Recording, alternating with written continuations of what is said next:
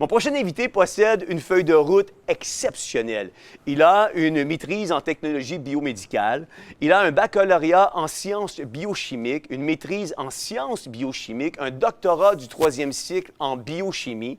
Il a fait un stage postdoctoral au Massachusetts Institute of Technology. Il a un postdoctorat également en biochimie clinique. Professeur département de chiropratique à l'Université du Québec à Trois-Rivières. Dans 15 secondes, le professeur Christian Linard.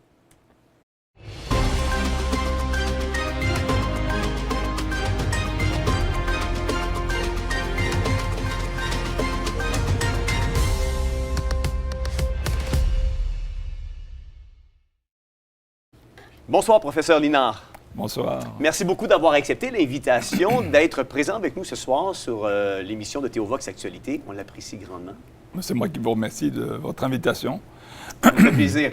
Professeur Linard, vous êtes professeur de biochimie à l'Université de Québec à Trois-Rivières et vous avez été poursuivi. Vous aussi. C'est incroyable, hein? Le professeur Patrick Provost a été poursuivi face à des audiences publiques et par l'Université Laval. Le docteur retraité Robert Béliveau est poursuivi par le Collège des médecins. Imaginez, il l'a dit ce soir, un grand-papa, un médecin retraité, on va l'écœurer chez eux pour des prises de position alors qu'il n'est même plus en pratique, alors qu'il n'est même plus sur le champ, sur le terrain à exercer la médecine.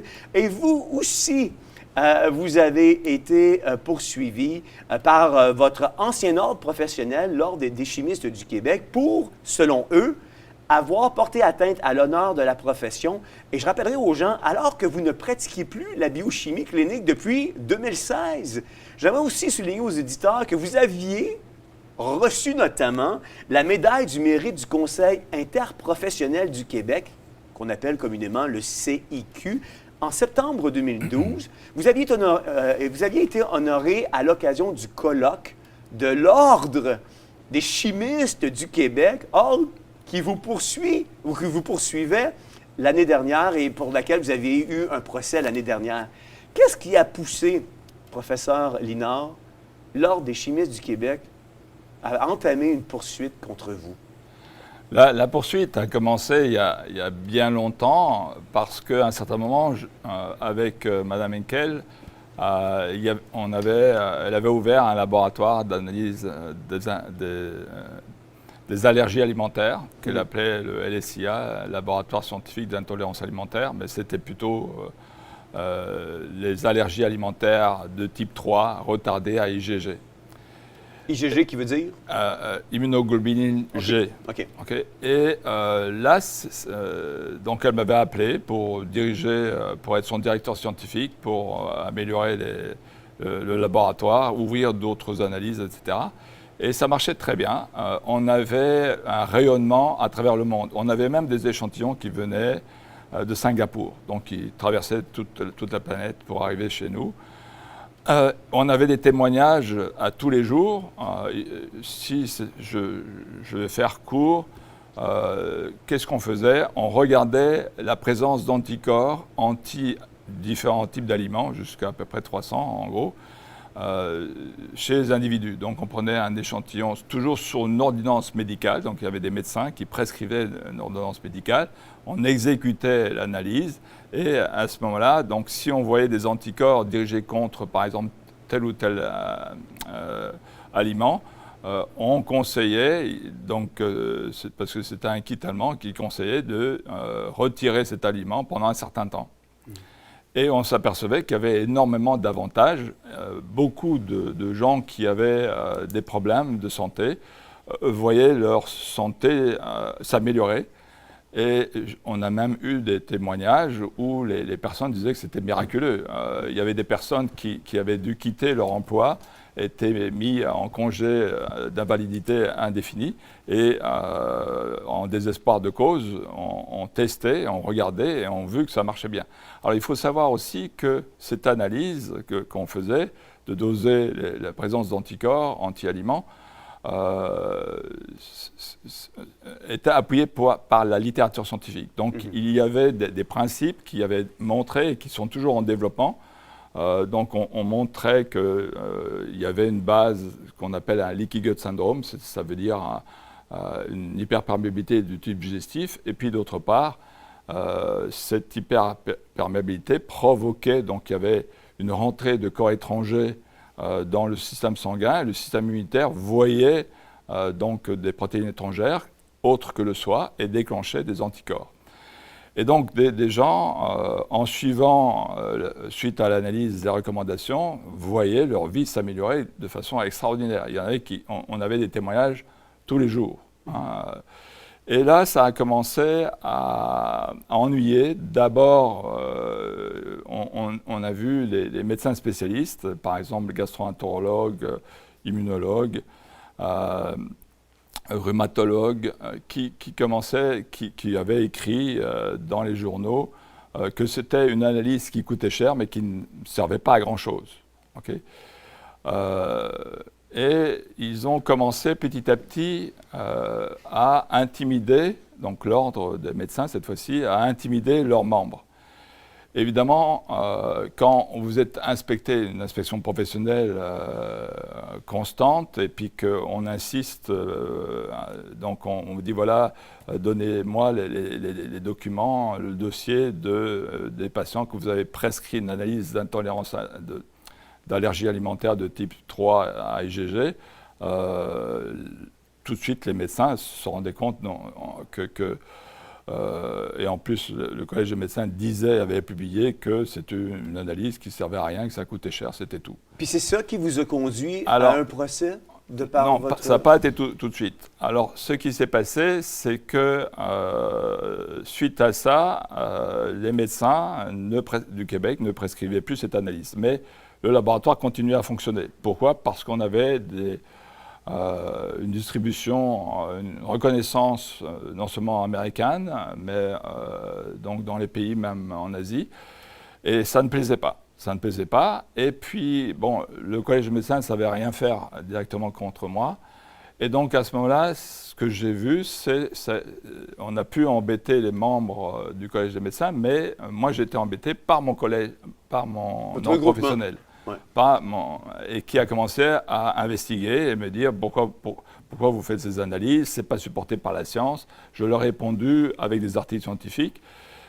Et même, à un certain moment, donc, il m'achalait en quelque sorte, si on utilise ce terme-là, à me demander sans arrêt les requêtes médicales, les rapports et systématiquement des documents. Vous étiez devenu soudainement dans le collimateur. Oui, et il me demandait des quantités. Des fois, j'avais tellement de documents à fournir que je devais envoyer des clés USB entières. Ouais. Okay?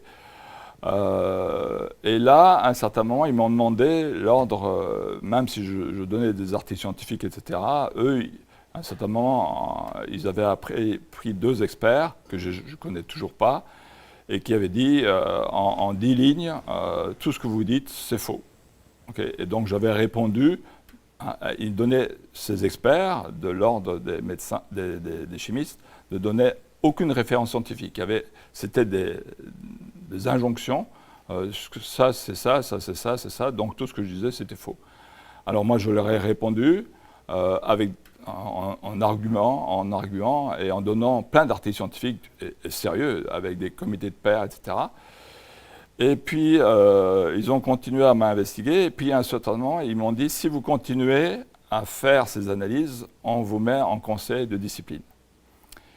Et donc, moi je continuais, parce que les analyses étaient approuvées par Santé Canada. Je ne faisais pas de faute professionnelle. J'avais donc les plus hauts standards de fonctionnement des laboratoires, c'est-à-dire du Collège américain des pathologistes. Donc c'est l'ISO 9000, mais très, très élevé. Et je pense qu'au moment où je les avais, je pense qu'il y avait 2 ou 3 laboratoires au Québec qui avaient cette exigence, cette reconnaissance. Donc d'ailleurs, si vous allez sur le CAP, on va voir que c'est très difficile de l'avoir, cette reconnaissance. Et là, par quelques temps plus tard, ce qui s'est passé, c'est que le directeur commercial, à un certain moment, m'a dit « On vient de perdre un client important parce qu'il y a un laboratoire en Arabie Saoudite qui a ouvert et donc qui a cassé ses bris. Et on pense que c'est dû au fait que les salaires des techniciens n'étaient pas les mêmes, il n'y avait pas les mêmes exigences sociales. Et donc, à ce moment-là, le directeur commercial a dit, bon, on stoppe l'analyse. Mais professeur Léonard, sans aller dans tous les détails, quel a été l'élément déclencheur qui a par la suite, parce que vous avez, ça c'était le balbutiement qui vous a emmené à avoir une goutte qui a fait déborder le vase pour que l'OCQ, dans le fond, l'Ordre des chimistes du Québec, désire vous poursuivre à un autre niveau, jusqu'à aller à une autre étape par la suite. Quel a été cet élément déclencheur? Oui, mais déjà avec les analyses d'allergie alimentaire, ils m'ont dit que si je continuais, j'allais aller en conseil de discipline. OK. D'accord? Mais comme le laboratoire avait fermé, ils m'ont mis toujours en suspens, mais ils m'ont toujours observé. J'étais sur le radar. Sur le radar. Et puis là, donc quand est arrivée la COVID, je me suis mis dans Réinfo Québec. Et puis là, je voyais bien qu'il y avait plein de choses qui ne fonctionnaient pas. Et là, avant de rentrer dans Réinfo Québec, je m'étais retiré de l'ordre professionnel. Par vous-même, là? Par moi-même. OK. Vous aviez décidé de prendre un... Oui, non, parce que je me disais, je me doute que je suis sous le microscope et qu'à tout moment, si je dis quelque chose qui va contre le narratif gouvernemental, je vais être pris. Vous le sentiez déjà à ce moment-là? Oui, je savais. Et puis, à ce moment-là, j'étais avec Réinfo Québec. Et puis, ce que j'ai vu, c'est qu'ils ont été, parce que je ne sais pas exactement pourquoi, mais ils ont été rechercher tout ce que j'avais dit avant, avant que je ne sorte de l'ordre. Donc, ce qu'ils avaient fait, ils avaient regardé d'un côté, parce que j'avais un blog où je parlais de plusieurs sujets, dont les vaccins. Okay, mais je parlais des insecticides, de la nutrition, de l'eau, du fluor dans l'eau, etc. Et les vaccins. Mais je parlais, mais je ne disais pas, je suis contre les vaccins. Non, je disais, faites attention, il y a, comme les médicaments, quand on donne des antibiotiques ou n'importe quel médicament, il y a toujours des effets secondaires associés à ça. Ouais. D'accord ? Donc, je ne disais pas que ça ne valait rien du tout. Je disais, faites attention, il y a des effets négatifs qui sont importants. Et là, ils ont commencé. En plus de ça, ce que je faisais, c'était toujours dans un but d'éclairer mes étudiants, d'avoir un pouvoir critique. Oui, un sens critique. Un sens critique. Parce que au début du cours, en général, ce que je faisais, je montrais une acétate qui devait faciliter leur questionnement et leur pouvoir critique, systématiquement. Parce que je trouve que comme professeur, c'est toujours ça, on a des idées générales, on voit que tout va bien, puis tout d'un coup, en science, il y a quelqu'un qui tout d'un coup dit « Oui, mais regarde, je vois ça », qui remet tout en question un portrait. Et à ce moment-là, un chercheur, ce qu'il fait, et d'autres chercheurs vont se mettre sur ce point-là, vont dire est-ce que c'est une illusion ou bien c'est réel. Et à partir du moment où ça devient de plus en plus réel, bien là, ça commence à rentrer dans une nouvelle, c'est comme ça que la recherche fonctionne, ça finit par être quelque chose d'observé et de reconnu. Hein? Jusqu'au jour où ça recommence, il y a quelqu'un qui va dire oui, mais... moi, j'ai observé ceci, et puis là, il y a de nouveau des chercheurs qui vont se mettre à étudier ce phénomène particulier, et puis donc c'est comme ça que systématiquement la science avance. Ouais. Hein, parce que, je vous donne par exemple un exemple, au début, on pensait que c'était la Terre qui était au centre de l'univers et que tout l'univers tournait autour de la Terre, jusqu'au jour où Galilée a dit, mais non, c'est pas comme ça, hein, c'est la Terre qui tourne autour du Soleil. Hein, mais on a dû vérifier. Mais évidemment, ça posait énormément de questionnements, ça remettait beaucoup de choses en question. Et donc, d'ailleurs, Galilée, à un certain moment, il a renié en quelque sorte sa parole indirectement, puisqu'il a dit, de toute façon, bon, je retire tout ce que j'ai dit, mais pourtant la Terre, c'est comme ça que ça se passe, elle tourne autour du Soleil. Ouais. Donc, Je vais vous ramener au procès. Fait que Oui. le COVID, l'injection, ça a été quelque chose qui a réveillé l'Ordre des chimistes du Québec Oui, oui. à cette poursuite. Parce que ce qui est intéressant, c'est au moment où on a commencé, où la crise du Covid est arrivée, d'office, on disait le narratif, il disait systématiquement la seule porte de sortie, c'est l'injection. Okay? Il n'y a pas de médicament, ça n'existe pas. Il n'y a pas de médicament. D'un côté, c'était faux, et en plus de ça, bon, il fallait remettre en question, parce que tout chercheur se pose la question, est-ce qu'il y avait vraiment une surmortalité? Ouais. Hein? Et il y a des chercheurs qui ont montré à l'heure actuelle qu'au moment 2020, quand c'est arrivé, il n'y a pas eu de surmortalité. Oui, il y a eu des gens qui sont morts du Covid, à cause de ce virus, mais il n'y avait pas une surmortalité qui dépassait. Donc, il n'y avait pas un événement extraordinaire qui se passait. Ouais. Qu'est-ce qu'on avait intégré? Qu'est-ce qu'évoquait la poursuite contre vous? Et quel était, selon vous, le but de cette poursuite-là? Alors, justement, c'est ce qu'on disait, que pas de salut si on ne fait pas la vaccination. Or, moi, j'avais déjà, avant, pour les autres vaccins, j'avais dit, faites attention, des fois, il faut tenir compte des effets secondaires. Puis, je n'étais pas attaqué uniquement sur les vaccins. J'ai été attaqué parce qu'à un certain moment, quand on vous disait qu'il fallait porter de masques. Et donc, là, j'ai informé mes étudiants, j'ai donné un article de synthèse de plusieurs autres études de synthèse, donc qui récapitulait le tout et qui disait que les masques n'avaient pas une efficacité pour se protéger d'infections respiratoires supérieures. Et donc là, j'ai été attaqué. Et même, j'ai pu donner plus de 170 articles scientifiques. Wow. Et même le fabricant des masques mettait, faites attention, ça ne protège pas des infections respiratoires. Mais malgré tout, j'ai été condamné. D'accord? L'autre chose qui m'a condamné aussi, c'est par exemple, j'avais montré qu'en fonction du temps, il y a ce qu'on appelle une immunosénescence. Donc, que ça veut dire, bon, tout le monde vieillit. Tout être vivant vieillit, à un certain moment meurt. Et donc, d'ailleurs, on le sait, le cœur d'un homme de 20 ans n'est pas le même que quelqu'un de 90 ans. La force musculaire n'est pas les mêmes.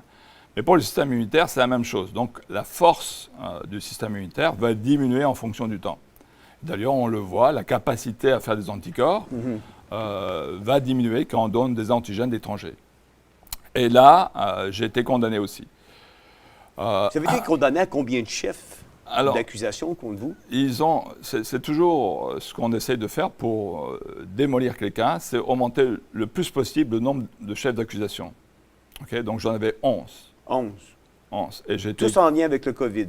Non, je vous dis, il y en a quelques-uns qui ont été sur les vaccins traditionnels. D'autres, ça a été sur l'immunosénescence, donc le système immunitaire.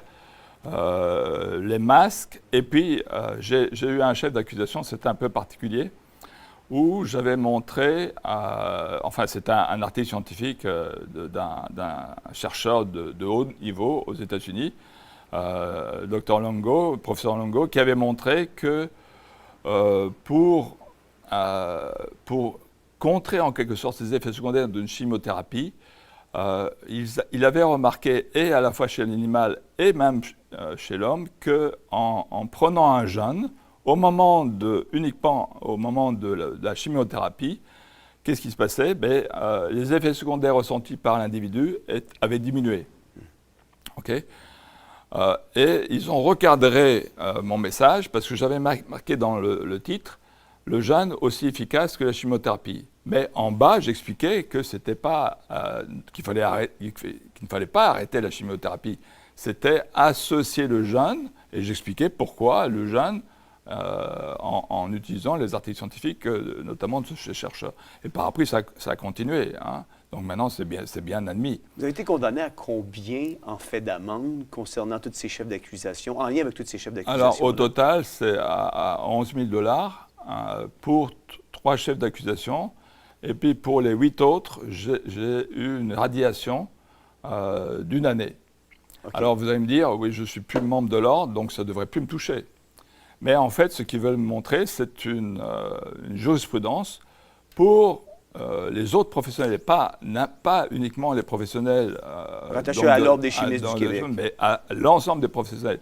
Donc, dire, si vous faites quelque chose et que vous dites quelque chose contre le narratif gouvernemental, vous allez être pénalisé, vous allez avoir un retrait minimum, parce que moi, ils voulaient me mettre 3 années, minimum d'1 an, d'accord? Et pendant 1 an, si un professionnel perd sa licence, il ne peut plus travailler, donc il n'a plus de gagne-pain. Donc on écrase l'individu, non seulement en l'attaquant en justice, en augmentant le nombre de chefs d'accusation, mais en plus de ça, on l'empêche de travailler.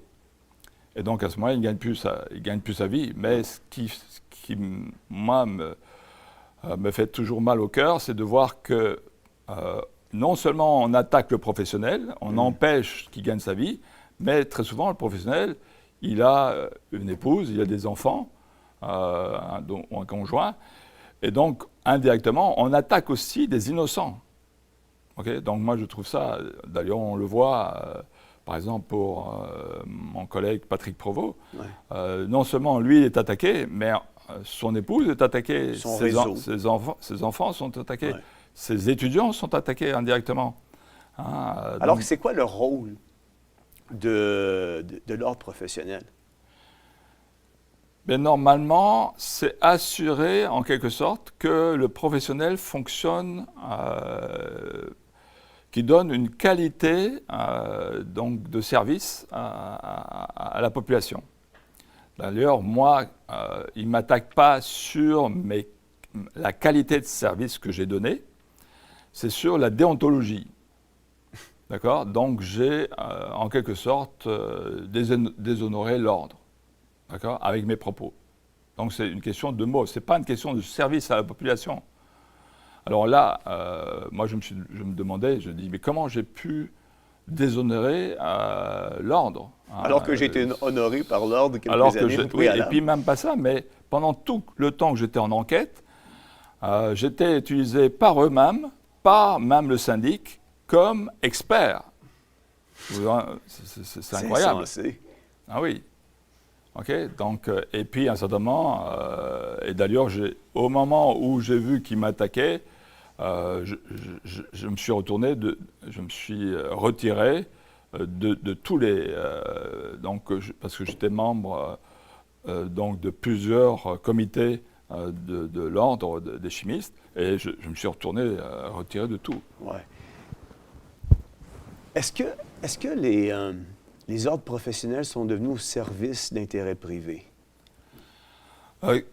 La première chose que j'observe, c'est que si on regarde au Québec, systématiquement, tous les professionnels qui ont critiqué, soit des fois, on doit avouer que des fois, il y en avait qui critiquaient, mais qui n'avaient pas d'arguments solides, scientifiques, durs.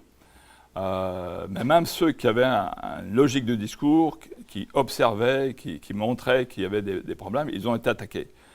Peu importe, mais c'était toujours attaqué parce que remettaient en cause ou critiquaient le gouvernement, systématiquement. Alors, ce qui est intéressant aussi de voir, c'est, bon, comme je suis d'origine belge, je regarde ce qui se passe en Belgique, en France, en Suisse, et là aussi j'ai remarqué le même phénomène, c'est-à-dire que d'ailleurs, Dr Perron, il a été attaqué, Raoult a été attaqué aussi, Fouché a été attaqué aussi systématiquement. Donc, on s'aperçoit que les professionnels qui allaient contre le même narratif, et le narratif, il était le même dans tous les pays occidentaux. Mm-hmm. Et donc, systématiquement, quand on allait contre, eh bien, il y avait une concertation, je dirais, occidentale, partout, c'était le même phénomène. Donc déjà, quand on voit cette concertation, on dit vraiment, il y a quelque chose qui est, moi je dirais, au-dessus même du pays. Hein, donc, donc, à mon avis, c'est toujours des intérêts financiers extrêmement riches qui ont des intérêts et qui n'acceptent pas que que monsieur et madame tout le monde réfléchissent.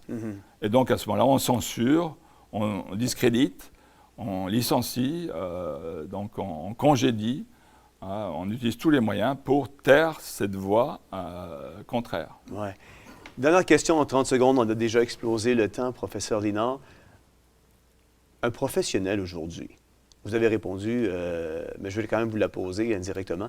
Un professionnel aujourd'hui a-t-il encore le droit de s'exprimer au Québec et ou au Canada en 2024? S'il s'exprime toujours dans le même sens que le gouvernement, il n'y a pas de problème. Ouais. Par contre, s'il commence à questionner les positions d'un gouvernement, ou même à critiquer, par exemple, mon collègue, il faisait que remettre en question. Et donc, dès qu'on arrive, on remet en question, qu'on fait réfléchir les gens et qu'on critique, eh bien, d'office, on est pénalisé. Incroyable. Merci beaucoup d'avoir été avec nous, professeur Merci. Lénard. Merci beaucoup pour votre témoignage aussi. On apprécie votre présence, on est de tout cœur avec vous, puis on espère que pour la suite des choses, ça va aller pour le mieux à partir de maintenant. Merci.